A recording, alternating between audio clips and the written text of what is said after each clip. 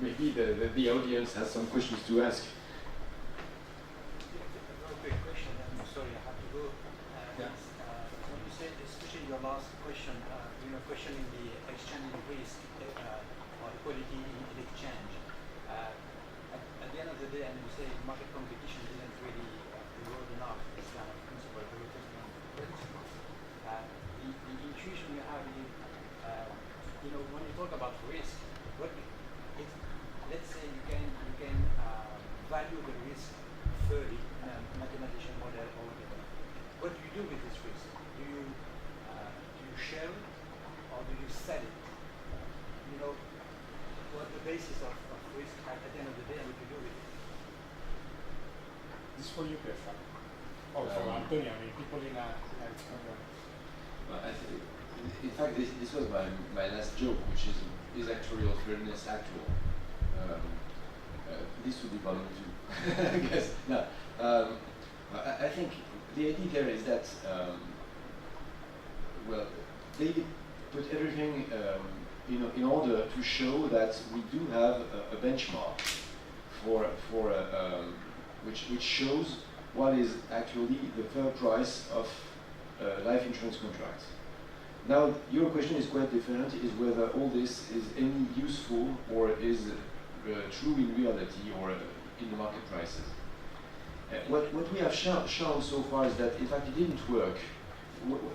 The people who built the philosophical theory, the philosophical justification of the fair price of life insurance contracts, they could not enforce it into the market logic, simply because at the same time there were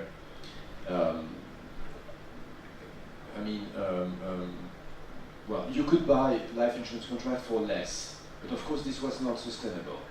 So what we have shown is that, in fact, life insurance market took off only when the emphasis was shifted from fairness to solvency, which washed off any unsustainable, well, which supposedly washed off any the other unsustainable schemes, and hence, but of course, with this perspective, we abandon the emphasis on fairness of price. And, well, the optimistic answer would be, but in the end, the perfect competition among insurance firms would bring price down to the actuarial fair price. Of course, well, first, this is not true, because you must have some administration cost plus solvency margin plus whatever. And on the other hand, at least we must check this in reality. So, on the one hand, this history is the history of a failure, which is we have an abstract concept which does not work into reality. But on the other hand, the question you ask is much more tricky, because the point is, how shall we, well, we have a philosophical benchmark, but we don't have a practical benchmark. And the practical benchmark would be how far is the actual price the customer is paying for a life insurance policy from not just the philosophical benchmark, but also from what could be done given the regulation, the cost of administration, and various contingencies which the theory doesn't take into account.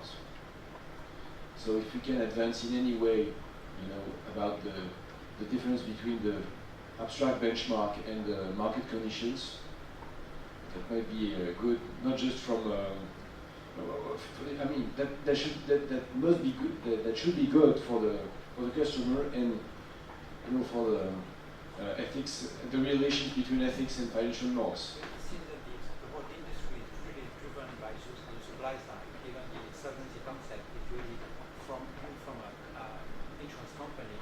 How do you reach this kind of solvency rules and all that? But from the demand side, from the client, there's no benchmark for it. The benchmark is for the supply side. Shall we ask the actuaries?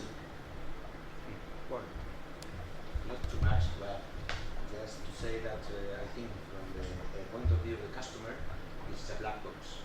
You accept the price, and at most you can compare between several companies, and you can read the conditions, etc., but in fact you don't know, from the point of view of the customer, if the contract is fair or is unfair.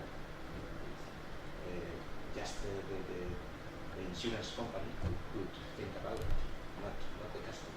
The customer has no information about the mortality table or things like that. The customer has hidden information about his or her own health, but not about the general numbers of the society. Okay? An opportunity for transformers. But we had lots of transparency in the 17th century already. I mean, there were lots of data available.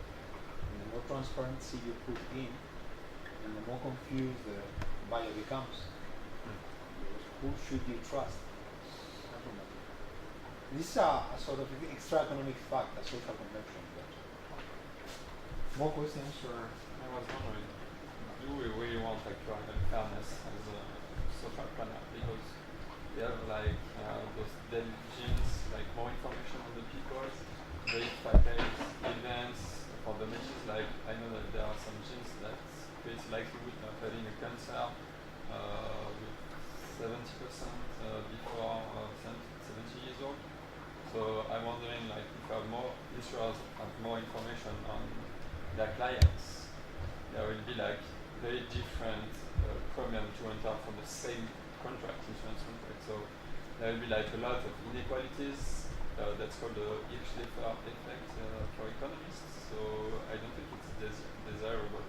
At first, as an economist, I thought that reducing asymmetric information, creating actuarial fairness was something that was desirable. But in the end, it could create like more inequalities. So I wonder, is it really what we want as insurers? Is it our job to create solidarity with people that are willing to enter in a pool of insurance, with people that are very dramatic different risks within the same pool of insurance? Before I leave my two partners answer you, I mean, what you're doing is just to challenge this principle of actuarial fairness. Because actuarial fairness is same risk, same price. Yeah. And what you're saying is if we do that, we're going to make social solidarity collapse. So what you're doing here is to move away from the principle of actuarial fairness. Maybe not just this, but in fact, I think we're going back to the point which was made by the early authors about many actuarial, many life tables. In fact, for some time we had forgotten how diverse the life expectation can be. The main question for our author was that basically, you know, the life of an annuitant is not the same as the life of the common man, and hence the point during all the 18th century was to try to find what is the correct life table for life annuitants, and at some point the author discovered that there is no single annuitant, and that, as you pointed out, adverse selection made the market viability, the market sustainability of life insurance collapse. Hence, in fact, I think we're back exactly at the same point where they were at the end of the 18th century, just realizing that actual fairness makes things impossible. Actual fairness leads to a market failure. Hence, the point is not just about solidarity, the point is also simply about being able to supply customers with a sustainable life insurance scheme. This has to do with solidarity, and it might be a way to frame the question, the problem, but in fact it's not the only one. So the funny thing is that, you know, the post-genetics state of the art might be somewhat a comeback to the question we raised, or to the point we made, which is at some point we need something more than individual consent to pay, which is basically an institutional solution to a market failure. As usual, not too much to add. Just to remember the sex of the insured.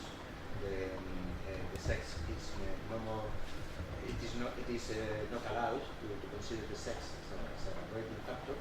And in the future, the problem that we will have, as you have mentioned, with the genetic data, which can lead to great degree of unfairness. So I think we all agree. Thanks. Any more questions or very distinguished audience? Just if you feel like making comments or? Camila?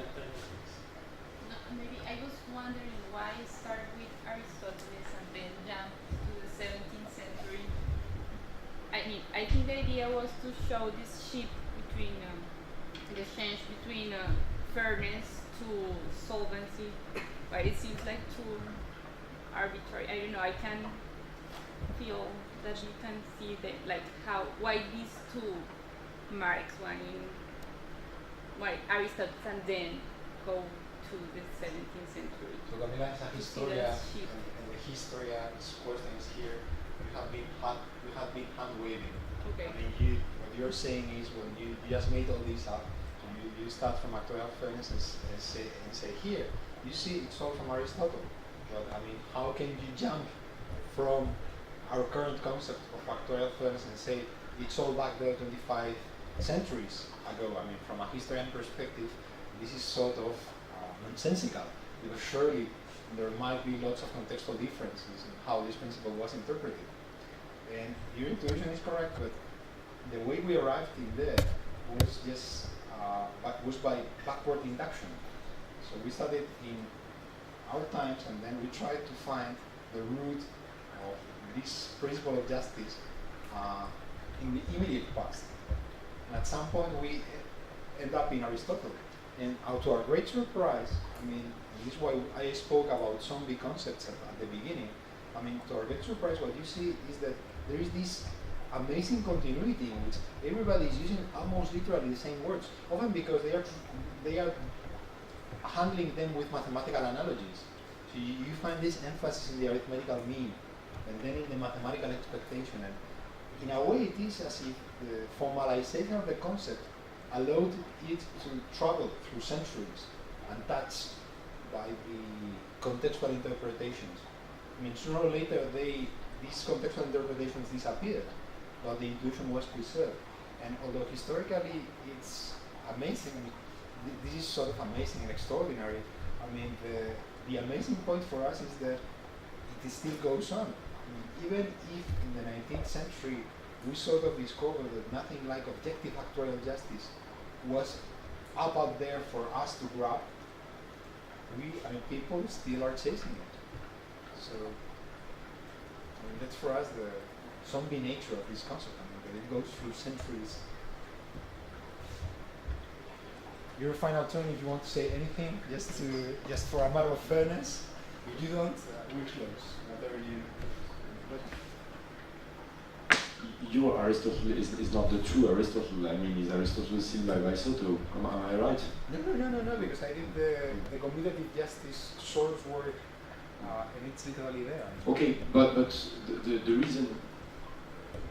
reason Soto is part of the reason Aristotle is part of the genealogy is that it is still that I mean, the way we think about actuarial contracts. About aleatory contracts was in fact set up by Soto himself, and in fact he's the knot.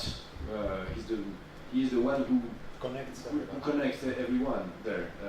And of course, you came back to the original Aristotle text, but the guy who made the link and the intellectual, the theory of all is him, and he was he a neo-Aristotelian? Yeah, he was a Dominican, so it's truthful to Aquinas and as truthful to Aristotle as he could possibly be. Okay, your final word, unless. So thanks Pierre Charles. So thanks to my co-authors, the audience, and the Chair for Ethics and Financial Norms for organizing this session and getting us to discuss actuarial fairness here today. Thanks so much.